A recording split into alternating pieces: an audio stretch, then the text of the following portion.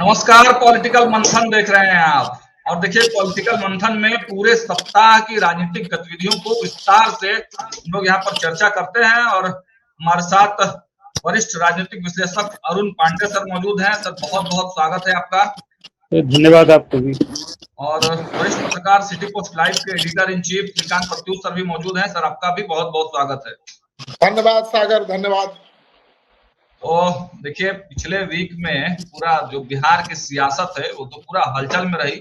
सम्राट चौधरी बिहार के सम्राट तो बन गए, और इस तरीके से सदन में विश्वास मत हासिल किया गया, उस पर भी हम लोग विस्तार से चर्चा करेंगे। लेकिन सबसे पहले अरुण सर से ही बात कर लेते हैं। अरुण सर, कल भी हम लोगों ने बात किया था कि तेजस्वी यादव और सम्राट चौधरी के बीच में जो भिड़ंत हुआ, आपने कहा कि मुंहतोड़ जवाब दे दिया सम्राट चौधरी ने। लेकिन अब इसके आगे क्या? जो सरकार की प्राथमिकताएं सम्राट चौधरी ने गिनाई हैं, क्या लग रहा है कि उसको बहुत जल्दीबाजी में है सम्राट चौधरी? नीतीश कुमार से बड़ी लाइन खींचने के फिराक में है सम्राट चौधरी? अभी भला बताइए, 15 तारीख को उन्होंने शपथ ली है, तभी कितने ही दिन हुए। अब जरा दिन के लिए तो नीतीश कुमार से बड़ी लाइन खींचना इतने कम दिन में उम्मीद है क्या? सोच हो सकती है कि भाई हम नीतीश कुमार की जगह बैठे हैं तो नीतीश कुमार से भी बड़ा नाम करें, लेकिन उसके लिए समय चाहिए, उसके लिए निष्ठा चाहिए, उसके लिए विजन चाहिए, और सबसे बड़ा है पार्टी के अंदर भी चाहिए कि सबका सहयोग मिले। तो पहले तो घर से सहयोग मिले। बीजेपी में सम्राट चौधरी, मैंने आपसे एक दिन कहा था कि देखिए, सर्वमान्य नेता नहीं है। 8 साल से पार्टी ने उनको काफी तरक्की दी, पार्टी ज्वाइन की, इसके बाद एमएलसी बने, विपक्ष के नेता बने, प्रदेश अध्यक्ष बने, 2 बार डिप्टी सीएम बने और अब सीएम बन गए। तो पहले तो घर को संभालना, घर में एकजुटता रहे, केंद्र के आशीर्वाद जिसको कहिए कि नरेंद्र मोदी और अमित शाह का वरदहस्त और फिर नीतीश कुमार की पसंदीदा, ये कारण से उनको ये कुर्सी मिली है, ये बात तो सही है। और बीजेपी को के लिए जैसे नीतीश कुमार जरूरी भी थे और मजबूरी थे। सम्राट चौधरी जिस जात समाज से आते हैं, और बिहार में एक को मैं हमेशा कहता हूँ कि राजनीति की धुरी एक लालू प्रसाद है, चाहे वो सत्ता में रहे या विरोध में रहे। यहाँ जो राजनीति होगी, कोई भी जो सरकार होगी, सत्ता में होगी तो विरोध में वहां लालू प्रसाद होंगे। अब लालू प्रसाद की जो राजनीतिक काट है, जो उनका सामाजिक जनाधार है, उसे सबसे अधिक वजन देकर लड़ने वाला जात कुशवाहा जात, जिसका प्रतिनिधित्व करते हैं सम्राट चौधरी, उसी का कल आपने देखा कि असेंबली के अंदर जब एक और जहां विपक्ष के नेता ने विश्वास मत प्रस्ताव पेश करने के बाद जब अपना भाषण शुरू किया, और उसमें जिस ढंग से तंज व्यंग विरोध आलोचना की, उसका जवाब उसी अंदाज में दिया। और उसी के लिए मैंने कहा कि आपने कहा था कि बड़ा सटीक जवाब दिया, तो मैंने कहा नहीं, सटीक नहीं, मुंह तोड़ जवाब। और वो सारी बातें की, जहां लालू की पाठशाला से निकलने की बात थी, कहा कि भाई सत्ता किसी की बपौती नहीं है, हम जो मुख्यमंत्री बने हैं तो 14 करोड़ लोगों की जनता का ये आशीर्वाद मानिए। और फिर चाहे वो प्रधानमंत्री नरेंद्र मोदी, अमित शाह जी, नितिन नवीन से लेकर और नीतीश कुमार तक सबको उन्होंने याद किया, सारी बातें की जिस ढंग से, चाहे सम्राट चौधरी की डिग्री पर, उनकी उम्र पर भी सवाल उठाया तो सबका उन्होंने जवाब दिया। और फिर जो उनकी एक पृष्ठभूमि थी, विवाद से पृष्ठभूमि थी, तो कहा कि भाई नीतीश, यदि वो लालू प्रसाद के प्रताड़ना के हम शिकार न हुए रहते तो आज इस कुर्सी पर नहीं पहुंचते। तो देखिए, बिहार की राजनीति में अब एक सच्चाई है कि जहां 63% पिछड़ों की आबादी है, अब राजनीति में कोई पिछड़ा की जगह पिछड़ा ही होगा, कोई अति पिछड़ा होगा, कोई सवर्ण जाति का नहीं होना है। इस बात की सच्चाई, जो राजनीतिक बदलाव आया है, सामाजिक परिवर्तन हुआ है, उसमें एक बातचीत, तो अब सत्ता परिवर्तन हो गया।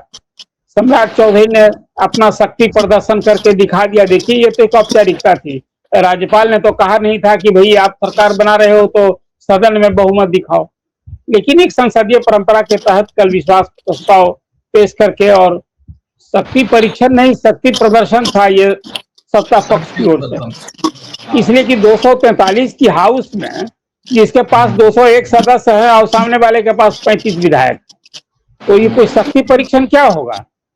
और एक बात भी था कि कहीं ना कहीं कोई कुछ बात यदि इधर उधर हो सकती थी तो विपक्ष में ही होने की बात थी, सत्ता पक्ष में तो वो कोई बात थी नहीं। और ये सत्ता परिवर्तन आपसी समझदारी से हुआ है, इसमें कोई बात नहीं, आपने सुना ही विजय चौधरी ने एक दिन ये संबोधित करते हुए कहा कि खुद नीतीश जी ने कहा, एक तो वो राज्यसभा जा रहे हैं और दूसरी बात कहा कि जब 20 साल तक बीजेपी ने हमको छोटा दल होने के बाद भी सपोर्ट किया मुख्यमंत्री, तो एक बार हम लोग भी बीजेपी काहे नहीं बना सकते हैं, बीजेपी को बनाकर भी हम लोग भी उनके काम को अवसर देना चाहिए। तो कुल मिलाजुला का विश्वास मत प्राप्त हुआ, लेकिन टीम ने तो अपना दिखा दिया, शक्ति परीक्षण हो गया। लेकिन अभी टीम बनी है क्या? बिहार में मुख्यमंत्री सहित 36 मंत्री बनाए जा सकते हैं और अभी तीन तीन सदस्य वाली कैबिनेट है। भाई ये बताइए, 47 विभाग है, तो 3 मंत्रियों से ये सरकार चलेगा? एक के पास 29 विभाग, एक के पास 10 विभाग, एक के पास 9 विभाग। ये सब काम चलाऊ मंत्री हैं सब। तो पहले विभाग बढ़ जाने दीजिए। जो अभी 5 राज्यों में चुनाव पूरे होने रहे, अभी तमिलनाडु में हो रहा है, तमिलनाडु में कल हो गया। अब खाली पश्चिम बंगाल में दूसरे फेज का 29 अप्रैल को चुनाव होगा और 4 मई को सब जगह का नतीजा आएगा। मुझे लगता है कि 5 या 6 को बिहार में मंत्रिमंडल का विस्तार होगा। तो कल के बाद आज देखा आपने कि आज नीतीश जी से मिलने गए सम्राट चौधरी। माने ये जो दोनों के बीच जो केमिस्ट्री सरकार में रहते हुए थी, सम्राट चौधरी अब भले सीएम हो गए, उस केमिस्ट्री को उसी तरह से मजबूत बनाए रखना चाहते हैं, मजबूत दिखाए रखना चाहते हैं। तो आज गए, नीतीश कुमार से मिले, संयोग से वहां ललन सिंह भी थे। अब उसमें अभी तत्काल जब 10 दिन के बाद विस्तार होना है तभी चर्चा क्या होनी है। लेकिन हम लोग तो भाई कुछ ना कुछ तो, अब श्रीकांत जी से मिलेंगे तो कहीं पत्रकारिता की बात कुछ होगी, ये तो लोग कयास लगाएगा ही। इसलिए कि श्रीकांत जी संस्था है, श्रीकांत जी को मैं एक व्यक्ति सिर्फ पत्रकार के रूप में नहीं देखता हूँ, वो संस्था है। तो इसी तरह से नीतीश कुमार की जो शख्सियत है बिहार में, और सच पूछिए नीतीश कुमार की इच्छा की ही उपज है आज की तारीख में सम्राट चौधरी। तो फिर आज मिला है, दिल्ली से लौटे, प्रधानमंत्री से मिलकर तभी सीधे गए नीतीश जी से मिले और कल विश्वास मत प्राप्त करने के बाद फिर नीतीश कुमार से मिले। फिर वो सीतामढ़ी में कार्यक्रम है, तो अभी तो सम्राट चौधरी एक्शन मोड में है, फिर वो अपने गृह क्षेत्र में जाने वाले हैं। आपने देखा कि पहली कैबिनेट की बैठक में ही तारापुर को पर्यटन के नक्शे पर लाने के लिए कृषि विभाग की 15 एकड़ जमीन अभी दी है और उसमें अरबों रुपए का काम वहां होना है। तो ये सब काम तो शुरू हो रहा है। नीतीश जी ने जैसे नालंदा को चमकाने की कोशिश की, अब शुरू कर दिया सम्राट चौधरी ने, एटलीस्ट पहले अपने गृह क्षेत्र, अपनी कंस्टिट्यूंसी को, और फिर उसके बाद पूरे प्रदेश की जवाबदेही है। लेकिन बिहार में जो कुछ अब सबकी निगाह टिकी है, मंत्रिमंडल विस्तार कब होगा, और फिर सम्राट चौधरी जो कुछ परफॉर्म करेंगे, तो पहले तो टीम बना लें। इस सरकार के सामने बड़ी चुनौती है। मैं हमेशा ये मान रहा हूँ, सबसे बड़ी चुनौती अभी वित्तीय संकट से निजात देना।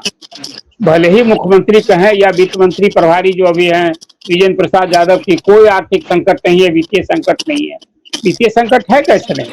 ये तो सारा संकेत फरवरी महीने से 6 फरवरी को जो वित्त विभाग ने आदेश जारी किया, 1 करोड़ से अधिक के बिल की निकासी नहीं होगी। 27 फरवरी को आदेश दिया। जो सारा काम श्रीकांत जी बहुत अनुभवी पत्रकार हैं, बिहार के कामकाज को बहुत गहन तरीके से देखते रहे हैं। मार्च लूट रोकने के लिए वित्त विभाग जारी करता था मार्च महीने में। यहाँ फरवरी 6 फरवरी से ही वित्त विभाग ने विभागों का हाथ बांधना शुरू कर दिया था। तो आज हालत ये है कि अभी वेतन, पेंशन और कर्ज की अदायगी हर महीने खजाने से 18,000 करोड़ से 22,000 करोड़ की खर्च है। इस साल 3,47,000 करोड़ का बजट है चालू वित्तीय वर्ष का। तो अब तो सब काम पहले बजट के अनुरूप काम हो, योजना की स्वीकृति। पहली कैबिनेट में तो 22 योजनाओं की स्वीकृति दे दी है, लेकिन सबके लिए साधन संसाधन चाहिए। तो आज इस काम के लिए अभी तो आपने देखा कि बनते बनते खासकर नौकरशाही की का संस्कृति में सुधार और बदलाव के लिए पहले टाइमिंग से, समय से कर्मचारी अधिकारी इस पर आवे। एक बात मैं मानता हूं कि सबसे पहले सम्राट चौधरी को अब देखना चाहिए, यदि वित्तीय संसाधन की कमजोरी है बिहार में, एस्टीमेट घोटाला बड़ा एक सचमुच में ये एक दुर्भाग्यपूर्ण रहा है कि कोई काम जो हम आप घर में कराते हैं, जो काम 10,000 रुपए में करा सकते हैं, सरकार में वही काम 20,000 में होता है। इसी को एस्टीमेट घोटाला कहते हैं। ये काम को खास करके जब जीतनराम मांझी जी मुख्यमंत्री पद से हटे थे, या तब ये बात सबसे अधिक कहा करते थे कि बिहार में भैया खजाने की लूट रोकनी है तो पहले एस्टीमेट घोटाला रोक। काम तो कहीं होगा तो उसमें तो लूट, कमीशन खोरी सब कुछ होता ही है, लेकिन एस्टीमेट घोटाला कहिए एक संगठित अपराध है, खासकर विकास योजनाओं में। इसको रोकने के लिए भी सम्राट चौधरी को आने वाले दिन में कुछ बहुत ही सशक्त, कठोर और पारदर्शी कदम उठाने होंगे, निगरानी बढ़ानी होगी। और जो कोई योजना की स्वीकृति हो समय से उसका कार्यान्वयन हो, ये सबसे बड़ी बात होगी। तो मुझे लगता है कि सम्राट चौधरी जी को एस्टीमेट घोटाला, ये किसी से कोई छिपी बात नहीं है। इसे सम्राट चौधरी भी वित्त मंत्री भी रहे हैं, कई विभाग देखे हैं, उनको भी वाकिफ हैं। तो अब मुख्यमंत्री का दायित्व मिला है और प्रदेश को यदि संवारना सुधारना है और नीतीश जी से बड़ी लाइन खींचनी है तो सबसे पहले आपको ये एस्टीमेट घोटाला एक बड़ी बात है, इसको रोकना होगा। ये तो रही मुख्यमंत्री के सामने जो बड़ी चुनौती मुझे दिखती है, वो सबसे बड़ी चुनौती यही है। फिर जब काम करेंगे, परफॉर्म करेंगे, तो जो बात आपने प्रारंभ में कही, नीतीश जी से बड़ी लकीर खींचने के लिए बहुत कुछ चुनौती है, वो सब करेंगे तो जब काम करेंगे आगे तब वो लकीर खींची जाएगी।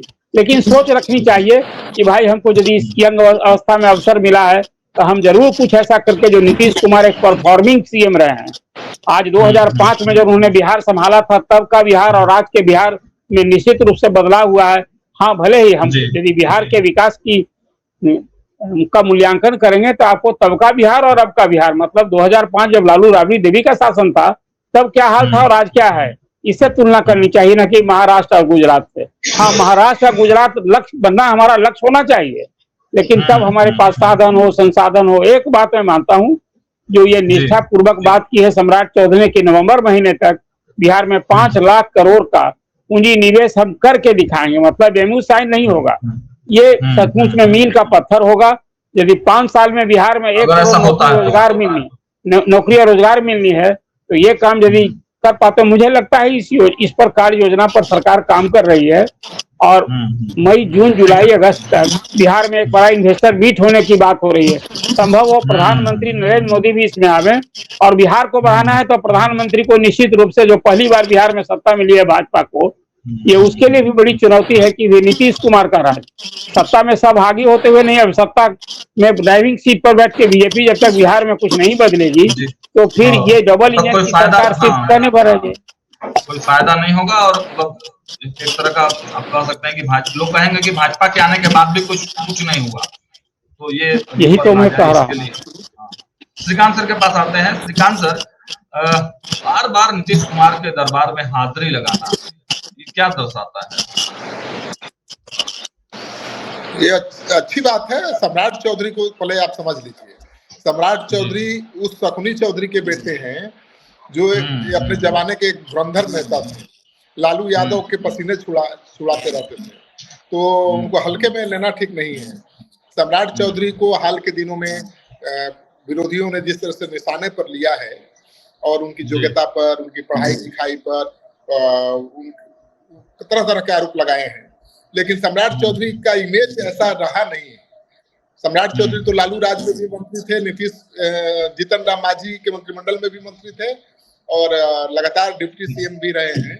तो सम्राट चौधरी की छवि एक ईमानदार नेता की तो रही है, मतलब करप्शन का आरोप तो नहीं लगा, ये तो मानेंगे। अब ठीक है, राजनीति में कोई भी शीर्ष पद पर जाता है तो आरोप लगते ही हैं, तो अब चाहे दूध के धुले हो तो भी, लेकिन माहौल वाले नेता कहे जाते हैं, ऑरा वाले नेता कहे जाते हैं। बिल्कुल, तो जो भी ऑरा वाला नेता होता है, जो प्रभावशाली नेता होता है, उसका विरोध भी उतना ही होता है, और विरोध से ही अंदाजा लगता है कि नेता कितना ताकतवर है। जिस नेता का विरोध ना हो वो नेता कैसा है? तो लालू यादव के राज से नीतीश कुमार की तुलना होती है ना भाई, कि लालू यादव का जंगल राज, नीतीश कुमार का सुशासन। लेकिन अब सम्राट की चुनौती ये है कि उनकी तुलना नीतीश कुमार के सुशासन से होगी।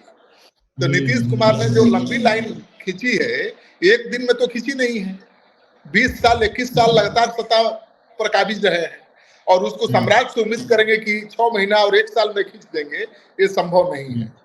सम्राट चौधरी के लिए बिजली और सड़क, पुल, पुलिया के निर्माण के क्षेत्र में ज्यादा काम करने का स्कोप नहीं है। नीतीश कुमार ने बहुत काम कर दिया है। उनको अगर अपनी अलग पहचान बनानी है तो अरुण भैया ने कहा कि भाई उनको उद्योग पर, निवेश पर, रोजगार पर ध्यान देना होगा,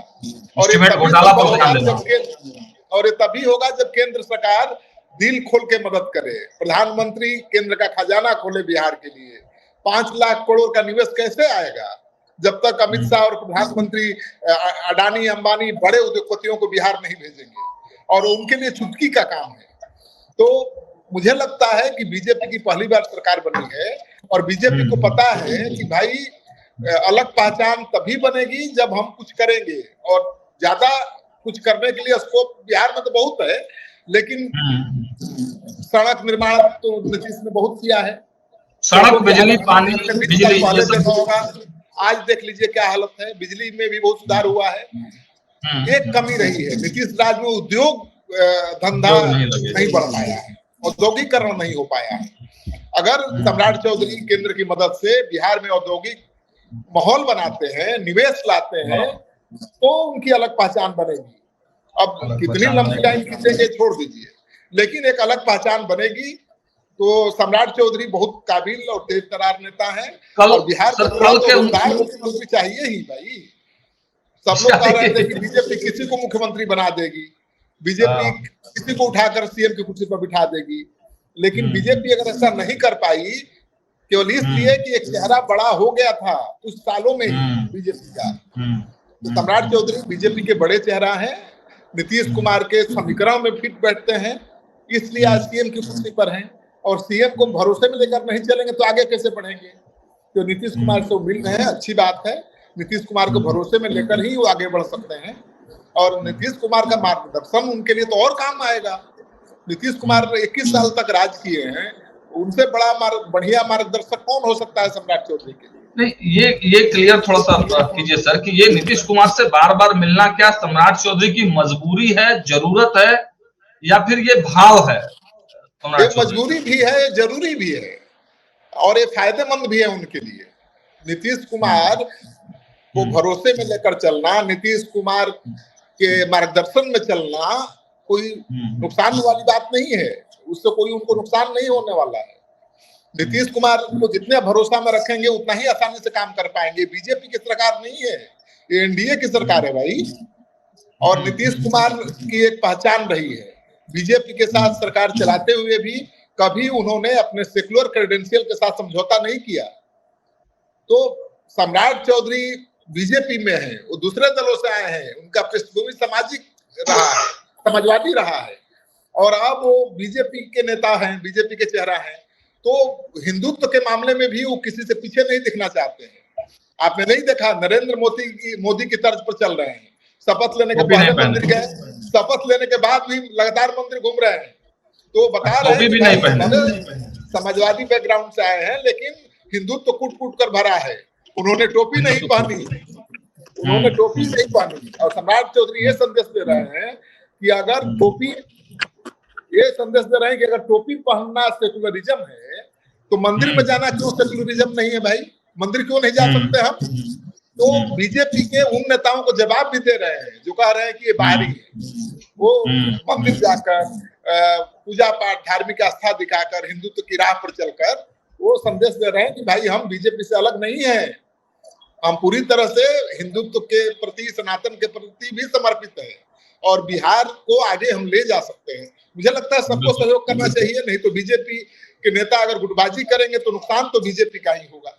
मौका मिला है पहली बार, इसको भुनाना चाहिए।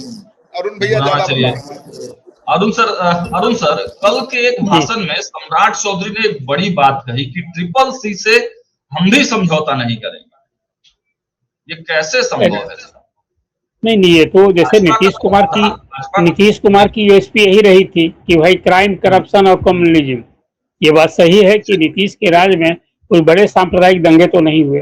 हाँ, कुछ छिटपुट घटनाएं सासाराम में, बिहार शरीफ में इस तरह से जरूर हुई थी, लेकिन जो याद कीजिए जरा पिछले एजेंडे कैसे लागू होंगे फिर बीजेपी के? कोर एजेंडा देखिए, बीजेपी का कोर एजेंडा के करप्शन को बढ़ावा देना है, जातीयता को बढ़ावा देना, ऐसा नहीं है। बीजेपी का वही सुशासन, वही सुशासन भी, कम्युनलिज्म तो ठप्पा लगा है बीजेपी पर। उससे बीजेपी कैसे भाई हिंदू कार्ड आप खेलेंगे तो सामने वाला मुस्लिम कार्ड की बात करेगा, और मुस्लिम वोट की न फिक्र है न चिंता है।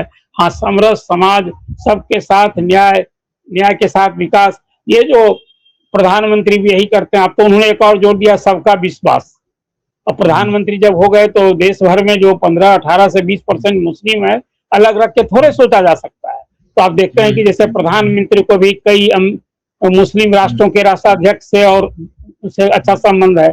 तो सम्राट चौधरी बात तो भाई जो हिंदू कार्ड करेंगे, आपने देखा नहीं कि मुख्यमंत्री के शपथ लेने के बाद, बनने के बाद देवघर भी हुआ है, तो हाजीपुर भी हुआ है। कहाँ मंदिर के की दौर आज सीतामढ़ी में जा रहे हैं, जानकी माँ की मंदिर में गए हैं, और वो तो आप जानिए कि अयोध्या के तर्ज पर उसको विकसित करने की बड़ी योजना वहाँ 800 करोड़ से अधिक की योजना वहाँ अभी निर्माणाधीन है।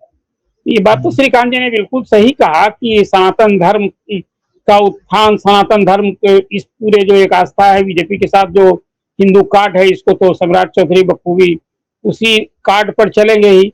और लेकिन जो एक बात आपने पूछी कि बार बार मिल रहे हैं, क्या ये बात सही है? जैसे बीजेपी के लिए नीतीश कुमार मजबूरी थे, आज सम्राट के लिए उससे भी ज्यादा जरूरी और मजबूरी है।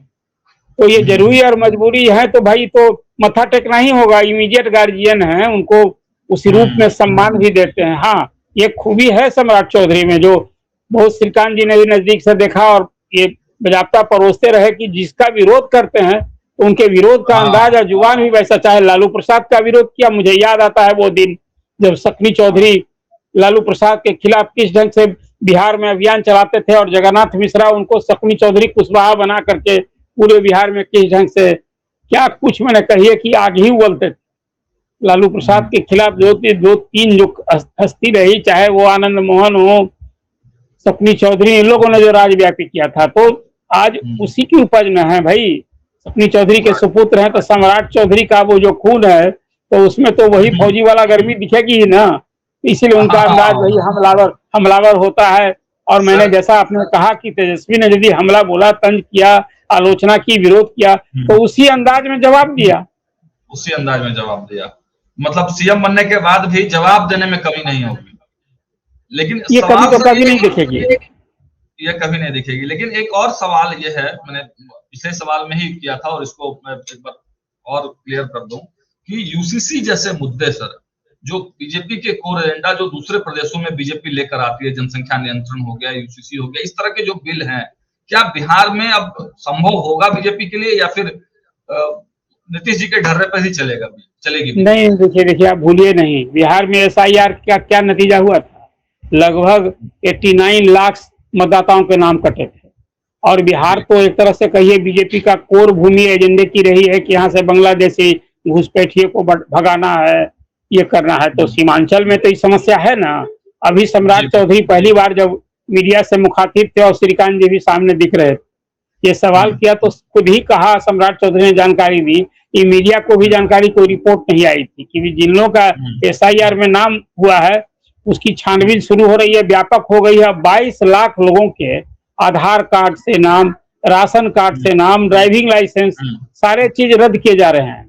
अभी कहा भी सम्राट चौधरी ने कि ऐसे लोगों की पहचान करके जो विदेशी अवैध रूप से यहाँ बस आए हैं, इस सारे लोगों को बाहर किया जाएगा।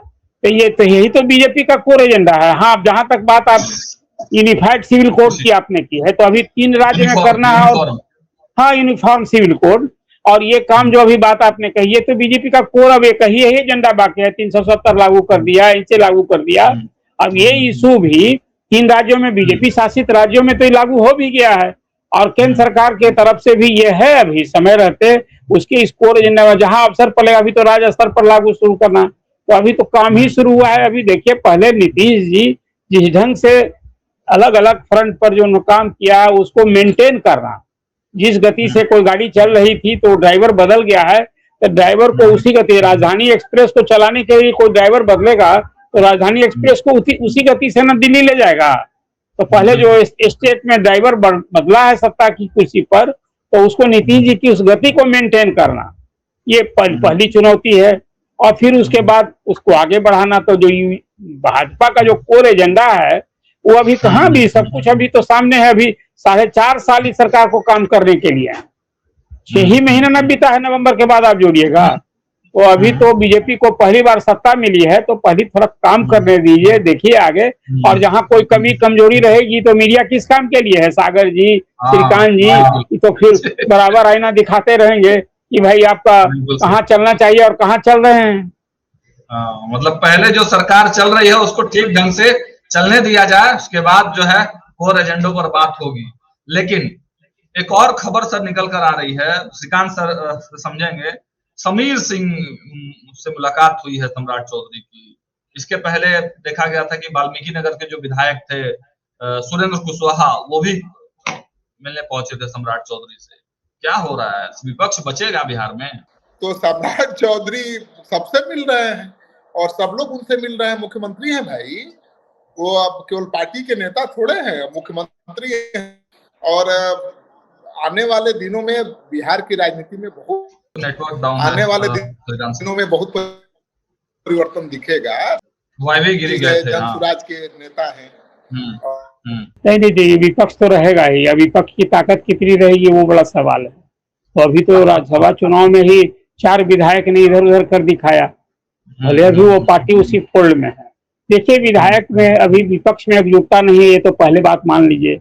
ये जो अभी विपक्ष में जितने दल हैं उसमें एक तो एकजुटता नहीं है। और 4 विधायक अभी ही, जो 35 विधायक अभी यूपीए में है, उसमें 4 विधायकों ने तो अपनी पार्टी से, आज आप समीर कुमार सिंह जो मुख्यमंत्री के गृह जिला से आते हैं, दोनों वो अभी मुख्यमंत्री बनने के बाद 14 दिन के बाद आज मिलने गए। देखिए, बिहार में अभी जो कांग्रेस का नेतृत्व है, प्रदेश अध्यक्ष हैं अभी, वो उनसे बहुत ही लोग में नाराजगी है उनके काम काज से। जो मुझे लगता है कि अगले महीने इसमें कुछ बदलाव भी है, संभावित है। आज ही तारिक अनवर ने एक बड़ी चिट्ठी लिखी है कांग्रेस हाईकमान को और बताया है कि बिहार में कांग्रेस बिल्कुल समाप्ति और टूट के कगार की ओर है। तो अभी 6 विधायक वाली पार्टी में आज तक विधायक दल का नेता कोई नहीं चुना गया। और पिछले चुनाव में जो अध्यक्ष था और नेता था, दोनों हार गया। विधायक दल का नेता भी हार गए चुनाव और अध्यक्ष भी हार गए। जो अध्यक्ष हैं अभी, और ये अध्यक्ष हार गए। इनकी हार का ठिकरा किस पर फोड़ रहे हैं? कार्यकर्ता पर फोड़ेंगे या जो हारने वाले जो कैंडिडेट है उस पर फोड़ेंगे? आपने देखा, उसके बाद कुछ लोगों को शोकॉज किया गया। उसमें एक डॉक्टर अजय कुमार सिंह भी थे, और अजय कुमार सिंह ने भी पार्टी छोड़ दी, वो जल्दी ज्वाइन कर लिए हैं। तो कुल मिलाकर आप कह सकते हैं कि कांग्रेस, लेकिन समीर कुमार सिंह का मिलना, एक तो आज शख्सियत है, जून महीने में उनका भी परिषद में कार्यकाल समाप्त हो रहा है। और समीर कुमार सिंह एक विरासत, राजनीतिक विरासत वाली परिवार से, आप जानते हैं कि वो, उनके दादाजी भी संसदीय राजनीति में थे, एमपी थे। उनके पिताजी राजेंद्र बाबू, जिनकी एक बड़ी ईमानदार छवि थी राजेंद्र बाबू की, उनके वो सुपुत्र हैं। और जाने माने पत्रकार दिवंगत सुरेंद्र प्रताप सिंह के बहनोई हैं समीर सिंह, ये भी आप जानते हैं, राजपूत बिरादरी से आते हैं। तो आज जो मिले गए, तो मुझे लगता है कि देर सवेर समीर सिंह जैसे लोग भी कांग्रेस में आज की तारीख में सहज नहीं है। प्रदेश अध्यक्ष के कार्यशैली, उनके कामकाज से, और खास करके जो अपर कास्ट के पॉलिटिशियंस हैं वो ज्यादा ही असहज अभी हैं। किनका किनका मैं नाम गिनाऊं, लेकिन आज एक कटसी से मिलना था। आप श्रीकांत जी ने ठीक ही कहा कि मुख्यमंत्री से तो मिलने वालों का सिलसिला जारी है। कई अभी वाईवी गिरी साहब मिले तो इंसुराज के प्रमुख कर्ता धर्ता हैं, आज समीर सिंह मिले, लेकिन समीर सिंह की राह अलग हो सकती है देर सवेर। लेकिन अभी सम्राट चौधरी से मिलने का तत्काल मुझे कोई थोड़े उपलब्ध होगा। पहले से अनिल शर्मा वहां हैं, जो कांग्रेस के प्रदेश अध्यक्ष थे, और अभी तक तो वो भी कोई कहीं प्रत्याशा में है, उनको क्या अवसर मिले। हाँ, दिल्ली में भाजपा के कुछ नेताओं से उनकी अच्छी बन रही है, अच्छा संबंध है। और अनिल शर्मा एक खास कुछ उनमें विधा भी है, बड़ा ज्योतिष के रखते हैं, पूजा पाठ वाले बड़ा। तो कई लोग उनके इस तरह के जजमान हैं जिनके वो सलाहकार भी। तो अभी तो वहाँ अनिल शर्मा पहले से हैं, तो समीर सिंह कार्यकारी अध्यक्ष रहे, उपाध्यक्ष रहे, आज मिले हैं, अपने जिला जवार के हैं सम्राट चौधरी। अच्छा ही लगा, लेकिन देर सवेर समीर सिंह की राह अलग हो सकती है, इससे आप इनकार मत कीजिए। जैसे 6 विधायकों में 3 की राह अलग हो चली है ना, तो आज मिलना इसी रूप में। लेकिन आज के कारण मिलने से उसको ये अर्थ नहीं लगाना चाहिए कि समीर सिंह कांग्रेस छोड़ रहे हैं या बीजेपी। अरे भाई, देखिए, बीजेपी का ऑपरेशन लोटस तो आपने देखा नहीं, आप पार्टी के साथ 7 राज्यसभा सांसदों ने कल गुड बाई कर लिया। और चड्ढा जो सबसे प्यारे थे अरविंद केजरीवाल के, उन्हीं की अगुवाई में 7 एमपीज ने कल गुड बाई कर लिया। अब तो पंजाब सरकार के अस्तित्व पर, वजूद पर, भविष्य पर ही अब सवाल उठने लगा, क्या होगा पंजाब। कहा जा रहा है कि 65 विधायक संपर्क में हैं। तो इसलिए मैंने कहा समीर सिंह के मिलने जुलने की बात जो आपने की, तो बहुत अच्छी बात कही श्रीकांत जी ने, कि उनसे तो अभी हजारों लोग रोज बुके लेकर और अंग वस्त्र देकर मिल रहे हैं। तो समीर सिंह एक प्रमुख नेता हैं कांग्रेस के, अब वो मिले तो चर्चा होना स्वाभाविक है। आखिर क्या उनकी भी राह कांग्रेस से जुदा होगी, इसके कारण मिल रहे हैं, ये क्यास लगे। लेकिन अभी थोड़ा इंतजार कीजिए, आज की तारीख में जाएंगे तो फिर उसी बड़ी जमात में मिलने वालों में शामिल। तो तत्काल मुझे नहीं लगता है कि जून में उस दिन उनका कार्यकाल समाप्त हो रहा है, तो कोई रिपीट अभी हो जाएगा।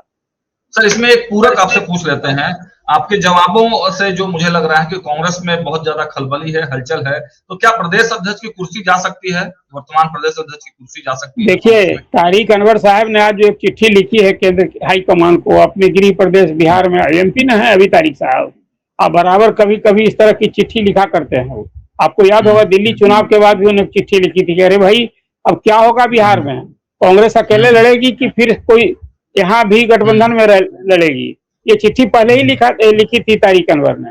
तो एक मास्टर चाबी जिसको कहते हैं ना, वो चाबुक चलाते रहते हैं। तारिक साहब ने आज बड़ी लंबी चिट्ठी लिखी है और उसमें बिहार में कांग्रेस का हाल बेहाल पर लिखते हुए खासकर निशाने पर निश्चित रूप से प्रदेश अध्यक्ष ही हैं अभी। तो बिहार में बदलाव तो देखिए कांग्रेस में है ना, जिस दिन बनता है उसी दिन से कांग्रेस के नेतृत्व की पॉलिसी रही है कि डिसिडेंट को भी उसी तरह से वो पस्पित पुलवित करता है। तो अब बिहार में कांग्रेस अध्यक्ष को हटाओ, कांग्रेस ये तो आवाज उठी रही है, मांग हो ही रही है, इस बदलाव को कौन इनकार कर सकता है? बिल्कुल।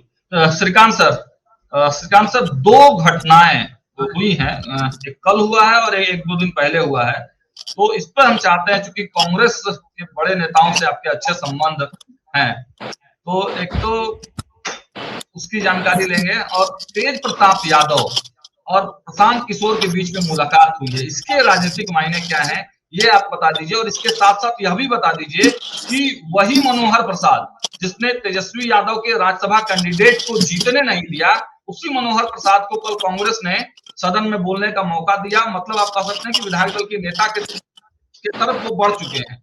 तो क्या ये तेजस्वी यादव को जवाब था? डैमेज कंट्रोल कर रही है कांग्रेस, लेकिन किस हद तक कर पाएगी, कब तक अपने विधायकों को बचा पाएगी, ये सबसे बड़ा सवाल है। मुझे नहीं लगता है कि कांग्रेस के विधायक ज्यादा दिन कांग्रेस के साथ रहने वाले हैं, क्योंकि कांग्रेस में इतनी गुटबाजी चरम पर है, चुनाव के पहले से है। और देखिए क्या हश्र हुआ कांग्रेस का। अब तो कांग्रेस में मांग उठ रही है, एक धड़ा कह रहा है कि भाई अकेले लड़ना चाहिए, प्रशांत किशोर के साथ अलायंस करके लड़ना चाहिए, माले के साथ अलायंस करके लड़ना चाहिए। एक धड़ा कह रहा है कि नहीं भाई, हमको हर हालत में लालू जी के साथ चलना चाहिए, क्योंकि लालू जी के अलावा अकेले हम सरवाइव नहीं कर सकते। तो कांग्रेस में तो ये मतभेद शुरू से ही रहता है, मुझे लगता है नई बात नहीं है। जो भी प्रदेश अध्यक्ष होता है उसके खिलाफ दूसरा गुट मोर्चा खोल देता है। तो कांग्रेस की हालत बहुत खराब है। तेजस्वी यादव की भी हालत बहुत अच्छी नहीं कही जा सकती है। तेजस्वी यादव भी बहुत कमजोर हो चुके हैं और एनडीए बहुत मजबूती के साथ उभरा है। बीजेपी के हाथ में कमान आई है। सवाल उठ रहा था ना कि नीतीश कुमार भूल रहे हैं, वो ठीक से शासन नहीं चला पा रहे हैं, भ्रष्टाचार चरम पर है। तो मैं कहूंगा कि सम्राट चौधरी के लिए सबसे बड़ी चुनौती भ्रष्टाचार ही है, क्योंकि हाल के दिनों में भ्रष्टाचार चरम पर है। मतलब अंचल से लेकर जिला मुख्यालय तक भ्रष्टाचार प्रकाष्ठा पर है और बिना रिश्वत का कोई काम नहीं होता। सम्राट चौधरी के जनता दरबार में भी नौकरशाहों के भ्रष्टाचार की शिकायतें खूब आ रही हैं। तो भ्रष्टाचार पर अगर चाबुक चलाएंगे सम्राट चौधरी तो एक झटके में बड़ा चेहरा बन जाएंगे, उनकी अलग पहचान बन जाएगी, क्योंकि ये जो चुनौती है उनके लिए अवसर भी है। अब देखिए भ्रष्टाचार पर लगाम कैसे लगाते हैं। और दूसरा सर वो तेज प्रताप यादव और प्रशांत किशोर की मुलाकात के मायने क्या है, सियासी मायने? तेज पर कोई माने नहीं है, बस नाटक नौटंकी है और होता नहीं, इंटरटेनमेंट है। अब कितना गंभीरता से लेते हैं तेज प्रताप को मैं नहीं जानता। तेज प्रताप के आपके बहुत प्रिय है साथ आने से क्या होने वाला है। आपके दोनों नेता आपके बहुत प्रिय हैं। नहीं, दोनों हमारे लिए सब नेता प्रिय हैं। पत्रकारों के लिए नेता प्रिय नहीं होगा तो कौन प्रिय होगा? हमको तो सबके पास जाना है, लेकिन दोनों गंभीर नहीं है, न प्रशांत किशोर और न तेज प्रताप यादव। दोनों को अपनी एक छवि गंभीर राजनेता की बनानी होगी पहले, तब मिलेंगे तो कुछ अर्थ निकलेगा। अभी मिलने जुलने का मतलब तो केवल इंटरटेनमेंट है और न्यूज पैग है इसमें, बस क्या प्रशांत किशोर से लालू जी के बेटे मिल रहे हैं, इसके अलावा हमको कुछ नहीं लगता है। ज्यादा हेडलाइन मैनेजमेंट भैया बताएंगे। हेडलाइन मैनेजमेंट है सर? नहीं, हेडलाइन मैनेजमेंट क्या, अभी श्रीकांत जी ने बड़ी अच्छी चुटकी ली और तंज अध्ययन के साथ। मैं मानता हूं कि तेज प्रताप प्रशांत से मिल रहे हैं तो तेज का तेज ही खत्म होने वाला है। वहां जाकर क्या एक अपनी पार्टी बनाई थी। लालू प्रसाद के बेटे हैं और लगता है कि भाई अपने भाई जिसको कभी अर्जुन और कृष्ण की बात करते थे, तो वहां उनका महत्व तो राजद में लालू परिवार में जो अभी तरह तरह का जो विवाद है उसमें तेज प्रताप की अहमियत अब वही ना है। और वो प्रशांत किशोर से मिल करके क्या कुछ ऐड करेंगे, प्रशांत किशोर को ऐड करेंगे या प्रशांत किशोर उनको ऐड करेंगे। जो नतीजे आए, कहीं खाता नहीं खुला। दो आदमी तो इस चुनाव में अपनी पूरी परीक्षा में डबल जीरो ने ले लिया। एक तो वो याद कीजिए तेजस्वी यादव 18 नवंबर को मुख्यमंत्री की शपथ लेने वाले थे, क्या हो गया सो आपके सामने है। और प्रशांत किशोर ने कहा था कि 25 सीट से अधिक आई नीतीश कुमार को तो हम राजनीति से संन्यास करेंगे। मतलब ये कहीं बात इतना अहंकारी बात की जा सकती है जनता के बीच में है। और तब कहा कि भाई हम तो ये बात बोले थे, हम नहीं जानते कि 10-10 हजार रुपया नीतीश।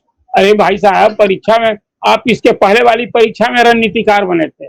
उस समय भी मेरे जैसा आदमी नहीं मानता था कि नीतीश कुमार भाजपा को नहीं चलने दिए तो वो लालू प्रसाद के साथ रहने का फल था, न कि प्रशांत किशोर की नीति काम आई थी। हालांकि श्रेय नहीं देना था तो बहुत दिन तक नीतीश जी भी कहा करते थे कि नहीं नहीं प्रशांत किशोर का योगदान रहा, और हालत थी कि उनको उपाध्यक्ष बना दिया, उनको बिहार में सरकारी पद दे करके सलाहकार बना दिया, कैबिनेट मिनिस्टर का दर्जा दे दिया था। क्या कुछ बिहार ने कभी कुछ, जिसको अभी श्रीकांत जी नौटंकी बता रहे हैं, पॉलिटिकल नौटंकी, मैं उसको उसी रूप में भी देखा करता हूँ कि सब क्या है। लेकिन खैर, अब तो जो मिलने जुलने का जो एक तौर तरीका होता है, मिलना चाहिए एक दूसरे से, मिलने में हर्ज क्या है। लेकिन ये मिलने का कोई माने है क्या? कौन एक दूसरे का पूरक है? कोई पूरक भी नहीं है। तो इसलिए ये दोनों मिले, बस इतने भर है। अब तेज मिलेंगे, ज्यादा जो लोग से मिलेंगे तो उनका तेज खुद ही खत्म हो जाएगा। चुनाव तो लड़ लिए, रिजल्ट आप जान लिए, माता पिता चाहते थे कि बेटा जीत कर आ जाए, लेकिन घर बैठे आशीर्वाद भी काम नहीं है और जनता ने जो दिया सो आपके सामने है। चलिए ठीक है, अंतिम सवाल सर, अंतिम में थोड़ा बंगाल की चर्चा आपसे चाहेंगे जरूर, क्योंकि बीजेपी की सरकार बनेगी। अब तक जो पूरे पश्चिम बंगाल का इतिहास रहा है, तो प्रारंभ का 20 साल कांग्रेस, फिर 34 साल वाम दल, और अब तो 3 टर्म से अभी ममता बनर्जी बनी, यही ना इतिहास है।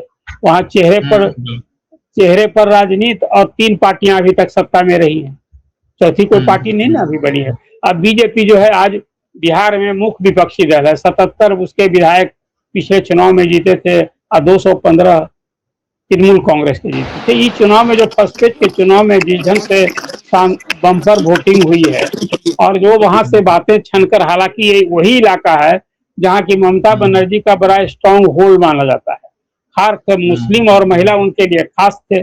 और बंगाल अस्मिता की बात कहिए, और जिस तरह से वामपंथी पार्टियां बूथ लेवल पर, गांव लेवल पर, जिसको कहते हैं कि गुंडागर्दी वर्ड में यूज कर रहा हूँ, पॉलिटिकल गुंडागर्दी होती थी, वो आज तृणमूल कांग्रेस के कार्यकर्ता उसी रूप में।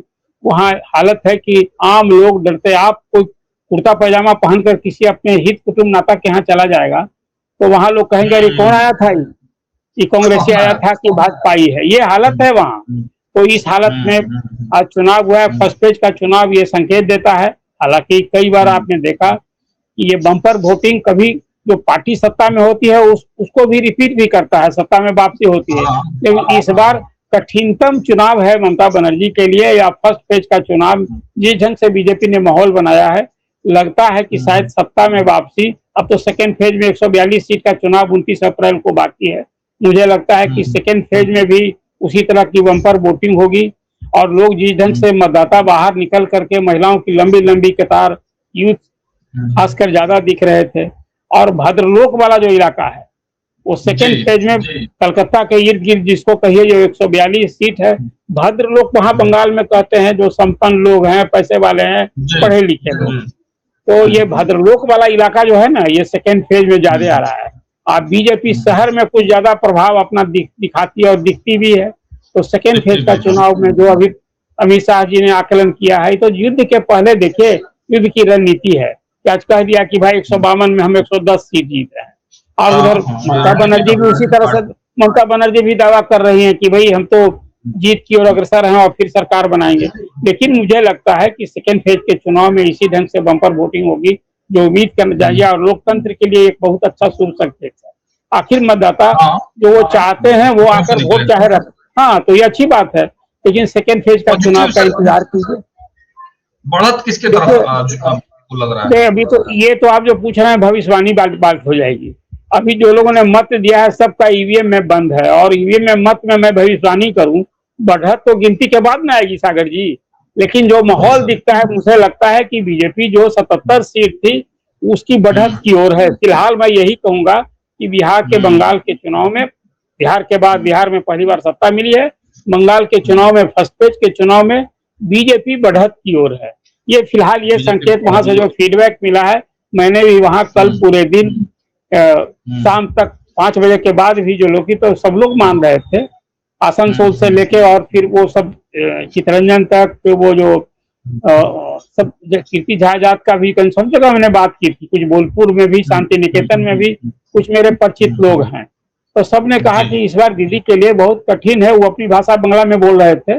तो मुझे लगता है कि बीजेपी बढ़त की ओर है। तो नतीजा जो आया सेकेंड फेज के चुनाव के बाद, ये चुनाव को आप निश्चित रूप से मैं कह सकता हूँ, खास करके जिस ढंग से ममता बनर्जी की सरकार पर भ्रष्टाचार का आरोप, जिस तरह से मंत्री, ये मुझे याद आता है लालू प्रसाद और राबड़ी देवी का रेजिम, कितने मंत्री जेल गए थे। श्रीकांत जी गिनती कराएंगे तो फिर दर्जन भर ऐसे नेताओं के नाम गिने जाएंगे। उसमें मांझी तक आ गए थे। याद कीजिए, दिन में सवेरे शपथ हुआ और शाम को इस्तीफा देना पड़ा था।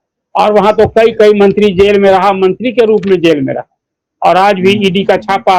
एक बात और है, ये संकेत है, आईपैक जो कंपनी थी, वो अभी सप्ताह भर पहले उसने अपना काम काज बंद कर दिया। इस चुनाव के पहले कहीं ना कहीं, इस चुनाव के पहले कहीं ये लगता है कि ममता बनर्जी के लिए भी एक झटका ही है। तो एक और झटका पर झटका, और दूसरी ओर बीजेपी की बढ़त दिख रही है।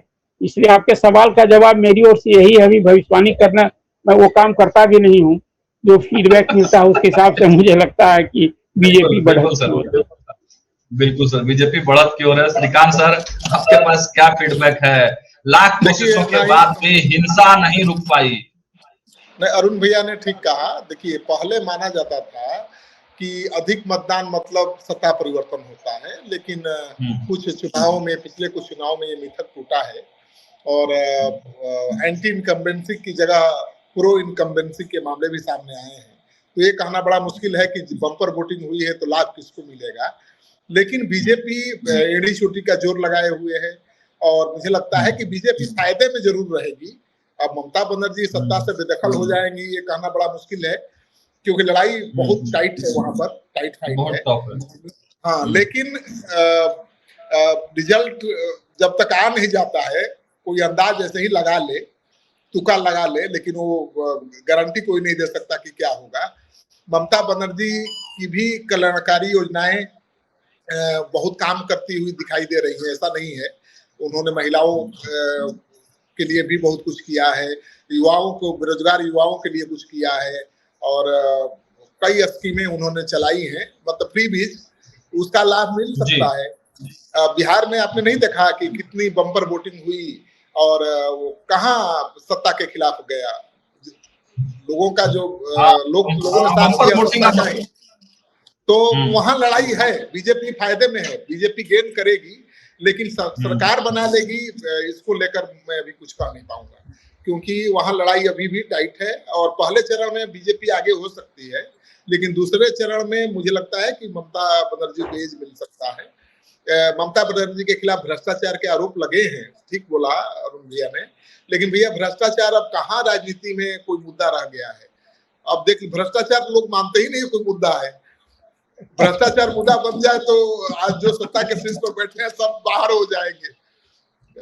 तो मुझे लगता है कि वहां ममता बनर्जी जो कार्ड खेलती रही है, बंगला और भारतीय बनाम भारतीय का, हिंदुस्तानी का, बंगला बनाम हिंदुस्तानी का, बंगला उसका कितना बंगाल अफ्रीका का, हाँ बिल्कुल बिल्कुल, तो उसका भी देखना पड़ेगा क्या असर होता है। और वहां पर मुस्लिम जो वोटर्स हैं उनका ध्रुवीकरण बहुत तगड़ा हुआ है इस बार। एमआईएम और हुमायूं कबीर ज्यादा कोई कमाल नहीं दिखा पाए हैं, जैसा फीडबैक है मुझे।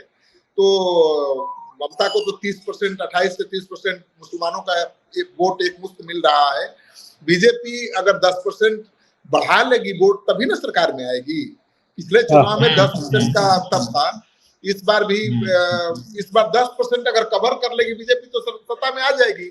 ममता बनर्जी भी बाप दोनों पर वाम दलों को हटाने में कामयाब हुई थी तीसरे अटेम्प्ट में, और बीजेपी का भी ये तीसरा अटेम्प्ट है। दूसरे अटेम्प्ट में 77 पर पहुंच गई थी 3 से, और तीसरा अटेम्प्ट में अगर 77 से 120, 140, 150 पहुंच जाए तभी सरकार बनेगी। अभी इंतजार करिए, ज्यादा प्रेडिक्शन करना ठीक नहीं रहेगा। चलिए, चुनाव के नियमों के खिलाफ भी है अरुण भैया, बिल्कुल। और चुनाव आयोग के नियम के खिलाफ भी है प्रेडिक्शन करना, सर्वे करना और चीज बताना। चलिए, तो इस कार्यक्रम को यहीं विराम देते हैं। आप धन्यवाद, आपका बहुत बहुत धन्यवाद। श्रीकांत सर आपका भी बहुत धन्यवाद, अरुण सर आपका भी बहुत धन्यवाद। तो आपने देखा कि इस तमाम जो बिहार के मुद्दे थे और बंगाल चुनाव में क्या कुछ बातचीत हो रही है और क्या फीडबैक निकल कर आ रहा है, उन तमाम विषयों पर विस्तार से जानकारी दी है।